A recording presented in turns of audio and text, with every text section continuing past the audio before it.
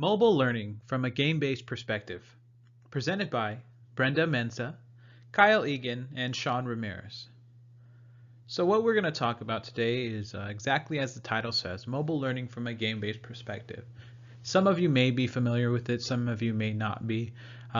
Basically what we're going to do is we're going to provide an overview of what mobile learning from a game-based perspective is, or mobile game-based learning.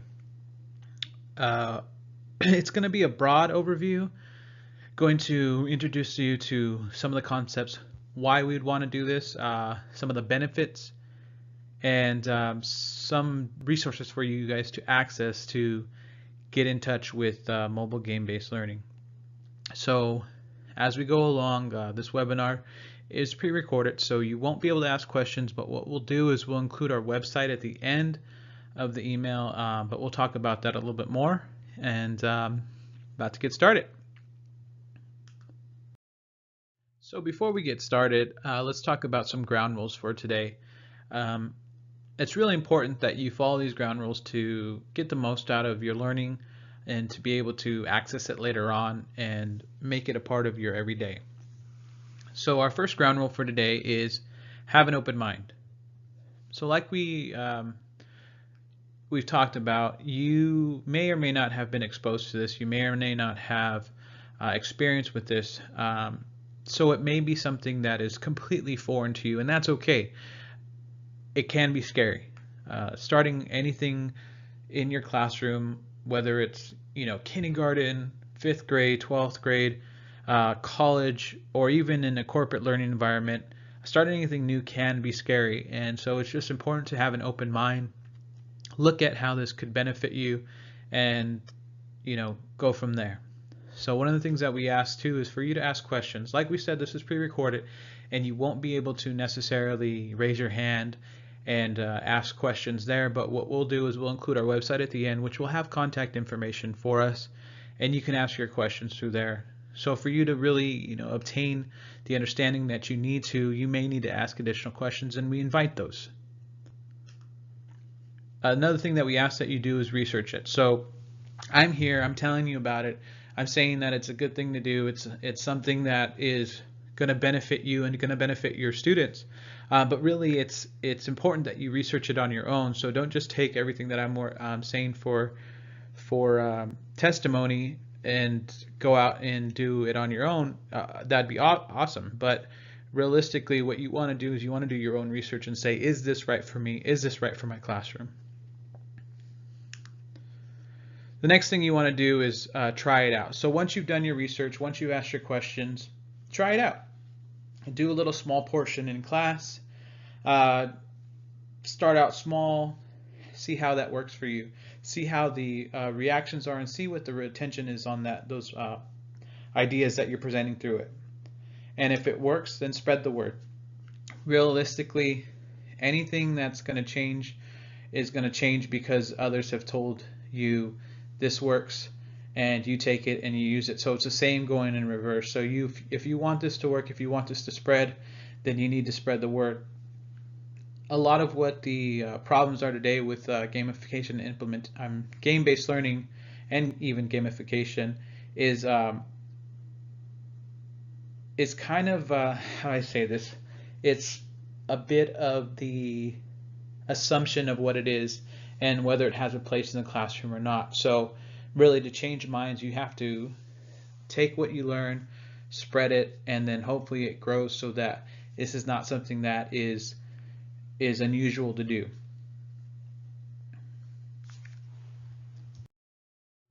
So our thought for today that will carry us through our training and an idea to keep in your mind as we go is the following.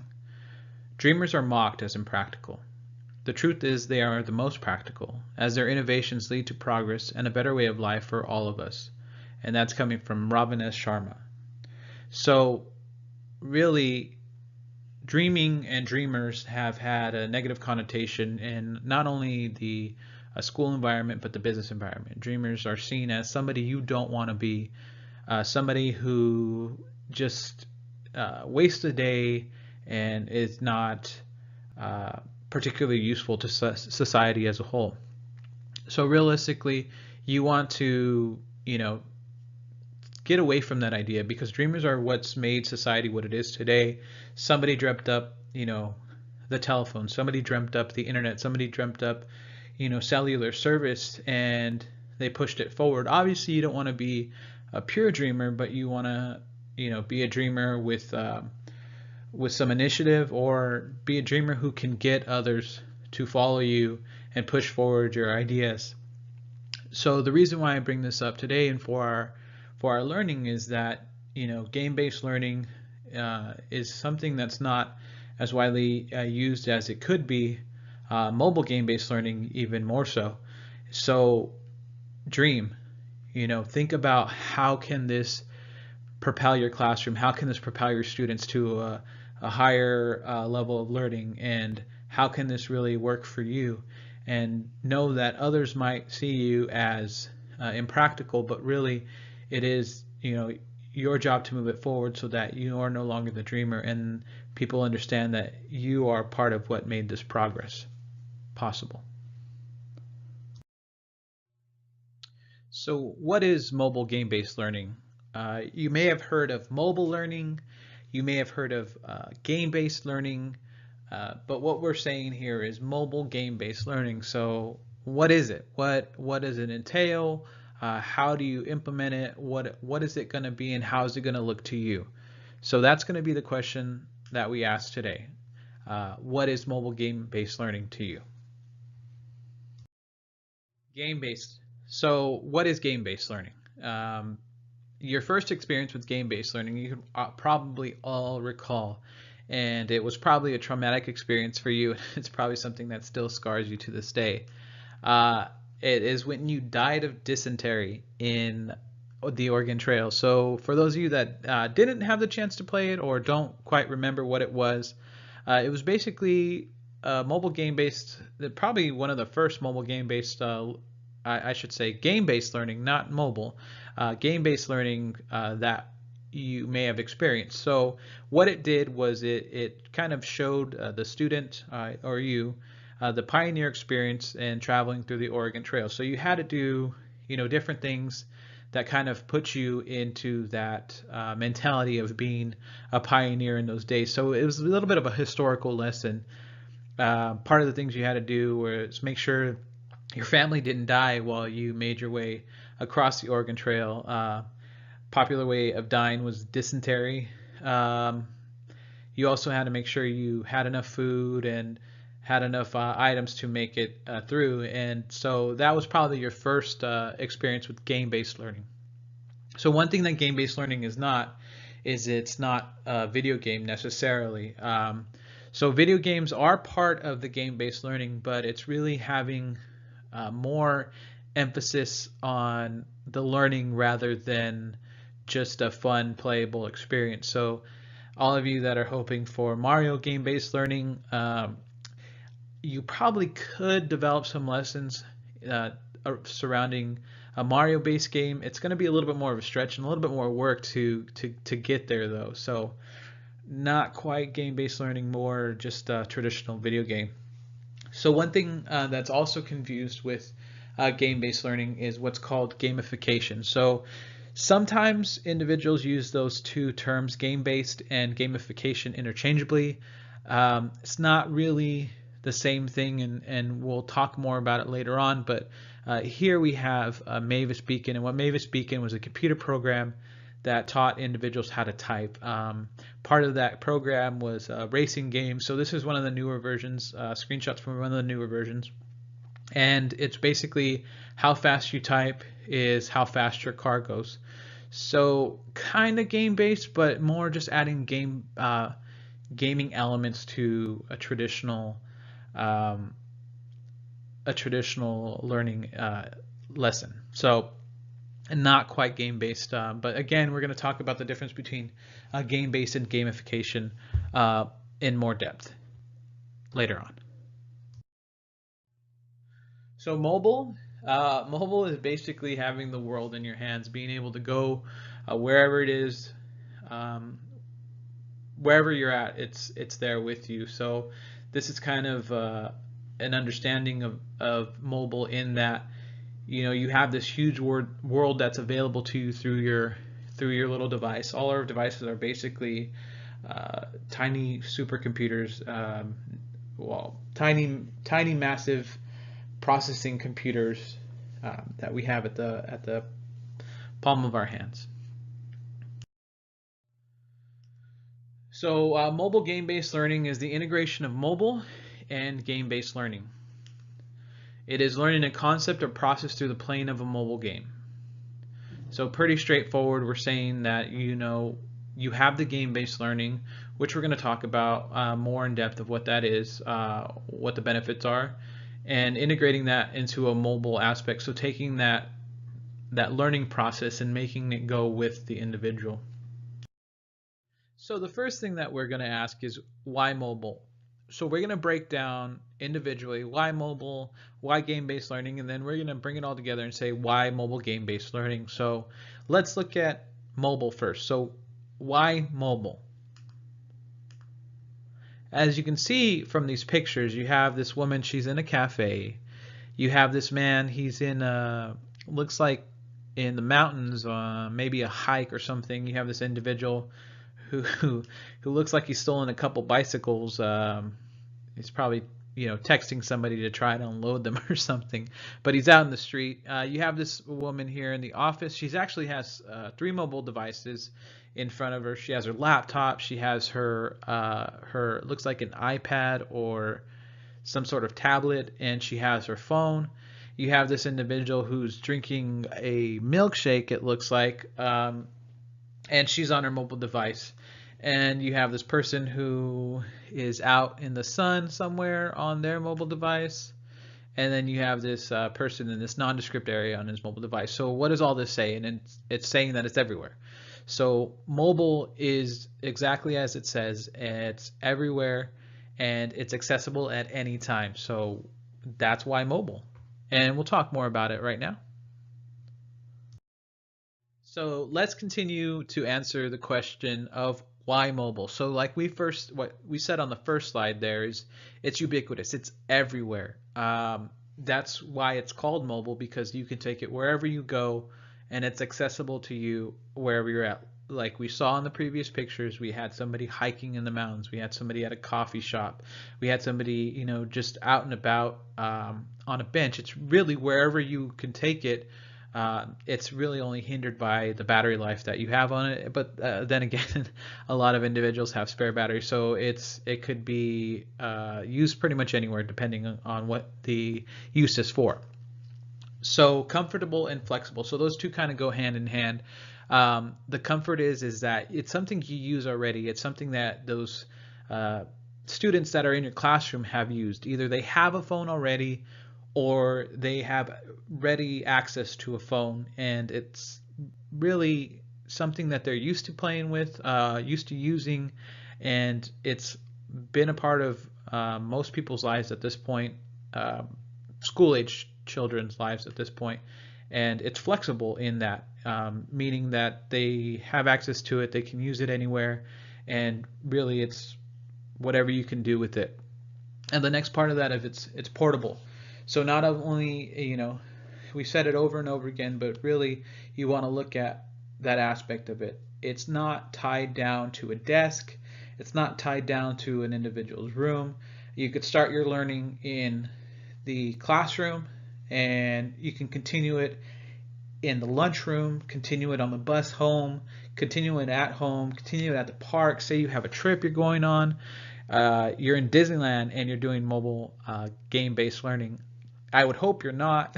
I hope you're enjoying Disneyland, but really you could take it wherever you go with you. So game-based versus gamification. So we're going to talk about that, what we first started talking about a couple slides ago in game-based versus gamification. Like we stated earlier, it's not something that's interchangeable. They both have overlapping aspects to them, but really there are different things in how you use them. They can be used together, but they aren't the same thing. So what is game-based? So that's what we're talking about today. We're talking about game-based, mobile game-based learning, not necessarily gamification. So what is game-based? It's experiential learning. So what that means is it's something that puts you into an experience. It could be you're playing a role-playing game as an innkeeper, and that innkeeper is that you're playing is in charge of this, huge inn, making sure that you're making budget-based decisions correctly to make sure that you continue on being an innkeeper and not getting fired. So this would be experiential learning in how to properly budget, maybe something for high school age children, or even going a step further, elevating a little bit more, it could be used something for a college-based environment. So what it is it's an experience in learning. So what that means is the learning is the target of the game. The game-based learning is really the goal, is learning.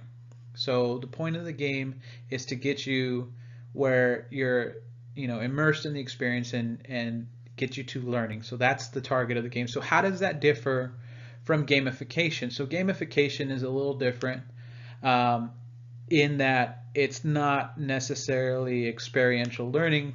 What it is it's adding game-like elements to the learning experience. So this could be, completing a spelling test, and throughout the semester or quarter, individuals who score well on a spelling test get a star. So as you gain more and more stars, you reach different levels, and at different levels you unlock certain rewards, and maybe you compete against other individuals in your classroom or join teams and compete in that way. So really the spelling test is still a spelling test. It's not a game, but you're adding game-like elements to that to make it what the point of gamification is, which is increased motivation. So learning is not the target of the game, because there is no real game. It's just adding game elements to it, and the purpose is then to increase the motivation for the learning experience. So two different things. Game-based learning, your learning is the target, where gamification, you're just trying to increase motivation to continue that learning experience. Why game-based? So game-based is something that game-based learning is something that's natural to us. If you remember and recall as a child, or I'm sorry, if you recall viewing children when they're learning, what do? They play. They take something and they do it and they mess around with it and they play games with it. You get a little older and you have individuals playing a game that is cleaning house or cooking, or boys or girls will play with play tools. And so this is kind of how they learn their environment. It's one of our most natural ways of learning, is by doing and making it fun. So game-based learning is good in that it transports the individual into this environment that it feels like you're there. So we have this girl with the virtual reality headset, which by the way don't do, because that's she's probably going to get an accident. So let's not do that. But this is what it feels like. It's game-based learning transports you into a different world, whether it's virtual reality or not, which is a whole nother level. But whether it's virtual reality or not, you're still transported into a different world and learning things through doing and being a part of it. So why game-based? It's because it's fun. Now, some people may say that there's no need to have fun in a classroom, but really having that fun aspect is something that can help with retention. So the more fun you're having, the more likely you're to keep doing the task, and the more you're likely to retain, because you remember those joyous feelings. And one thing you can always tell your administrators is that game-based learning has tons of data. So depending on the type of game and whether you create it or it's already created, there's always the aspect of measuring the inputs that are put into it and then measuring the outputs based upon the individual's actions with those inputs. So this is something that you can analyze and look into and say, okay, why is little Johnny failing. Well, little Johnny's not really following the rules that he should be, and that's evident through the data that is being presented through the game. It's also available to administrators who want to see, what the success is. It shows the data very readily depending on the game. So mobile game-based learning. It allows for a fun and immersive learning experience for a student wherever they go. So like we stated earlier, it'll come natural to most. It's something that we've done, well, a lot of us have done, played video games as we grew up. Something that we maybe have not done in a while for us adult learners, but for children it's something that they actively do, so it will be natural to them. The mobile aspect is it's not confined to any one space. So a lot of the games that you find out there right now, the game-based learning games, they're a lot more intended for desktops and traditional computers in that manner, but there are some that are built for mobile. They are able to go around with you, and what this does is it's not confined to any one space. So your environment, the environment you're in, does not necessarily take away from or contribute to your learning. The other part of it is it's limited only by the imagination. So we're going to talk about some resources later on and some games that you can find and play. But when you start, or if you're able to start developing your own games, it's really only limited by your own imagination. And like we said earlier, there's tons of data for analysis. This data analysis element of it actually really helps to start to look at what is working, what is not working, what we could change, what the hiccups are. And again, depending on the game and whether you develop it or you have it developed for you, there's data there that's able to be mined and looked at and integrated into future lessons. So it's really good in that aspect of it, of being able to change your strategy as you go.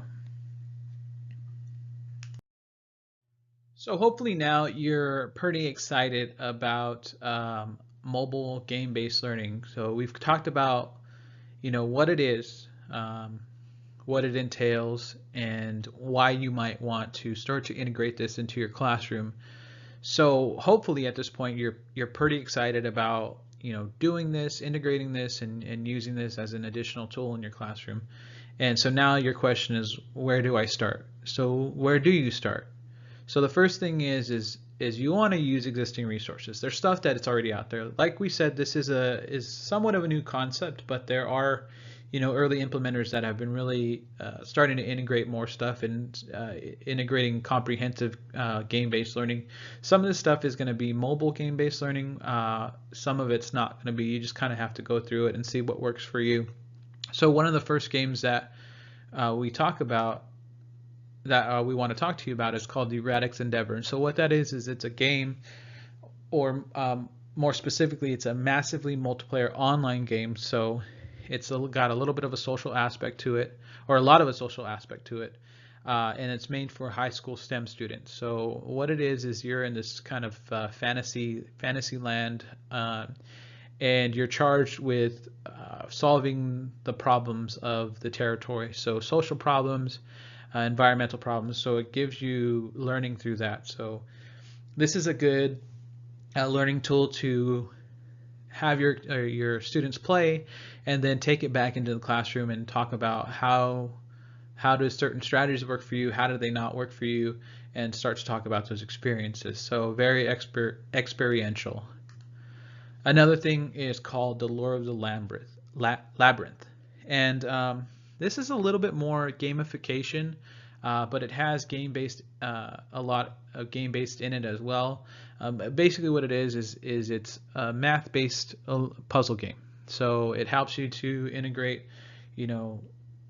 mainly middle school math problems into learning and use them through there. So that's another game that you can look at. And then here's a website that you want to check out.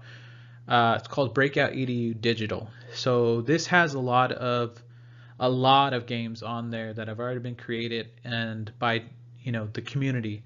So it's a good place to look to see what games are out there that you could maybe use, or even a jumping off point for you to develop your own games, which leads us into our next place where you could possibly start, which is create your own.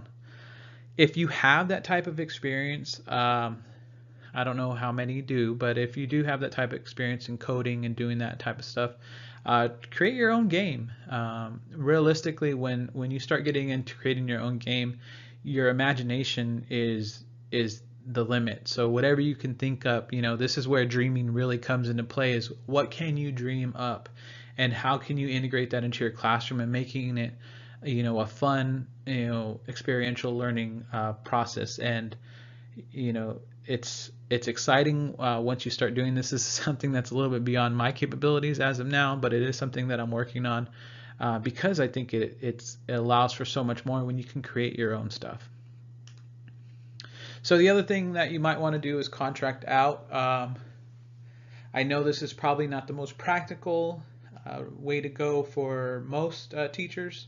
For the administrators out there, maybe it's something that you want to look into a little bit more, but some businesses that do are D2L, Game Gurus, and Filament Games. So these are some companies that actually will build games around your needs, depending on what you're trying to points you're trying to put across, what the focus is.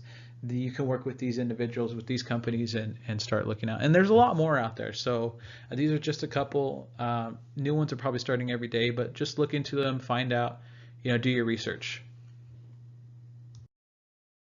So now that you're getting started into game-based learning, mobile game-based learning, you want to know what makes a good learning game. And really, one of the main aspects that you want to look at is make it social. So the more you can get your students to interact with each other through these games, the more likely they're to, have those interactions, to make it personal and to really start to integrate that learning into their thought processes. So you also want to make it relatable. So relatable equals rememberable. So I know rememberable is not a word, but I like the RE on both of those. So relatable is trying to make it something that they're used to, either a game that they have played before, or a type of game that they've played before, maybe a type of TV show that they've watched, something that really speaks to them.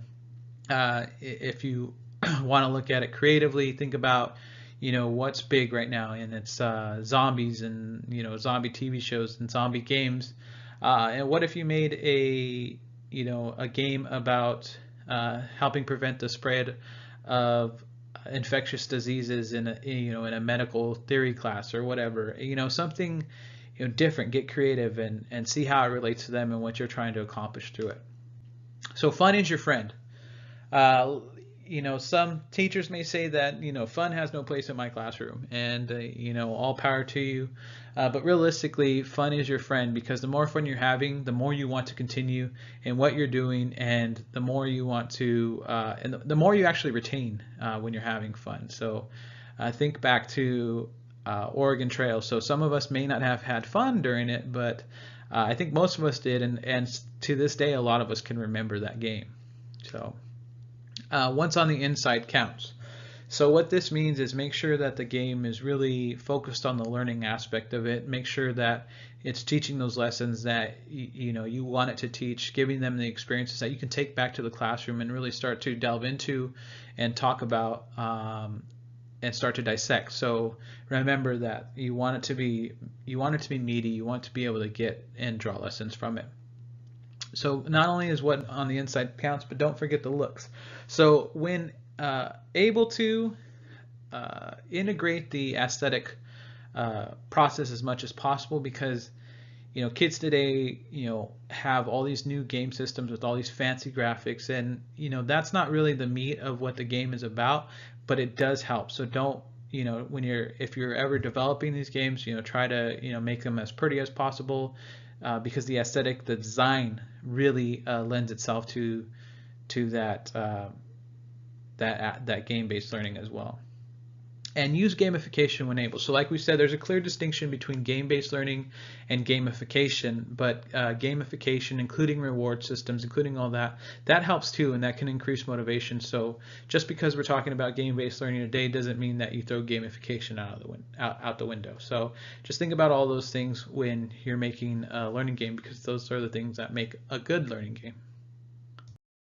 So one last thing that we're going to talk about, and the most important thing to ensure success, is you. So, there's been a lot of talk today about how this is a new process, how this is, something that's experimental. We've talked about,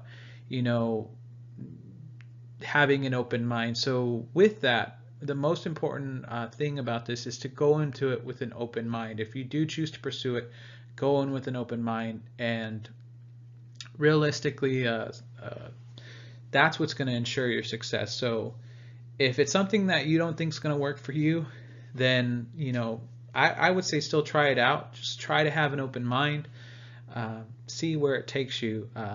You may be surprised. One of the main problems with instituting new ideas like this, and especially something that's game-based, is the negative connotation that you can have when talking about video games. And realistically, you have to look at what do teenagers, what do they like to do? And it's they like to play video games. So there's really there's a lot of time that they spend on playing video games, and if you can harvest that time and bring it into your classroom and really get that excitement going for the type of learning, I think that's what any teacher would want, is to have their students be excited for what they're learning. And what's going to start that process is you can have an awesome game, but if you're not invested in it, it's going to be hard for your students to get invested in it. And you can have a terrible game, and if you're invested in it and you manipulate it into the way you want to manipulate it and look at it with an open mind, you can start to get buy-in from your students.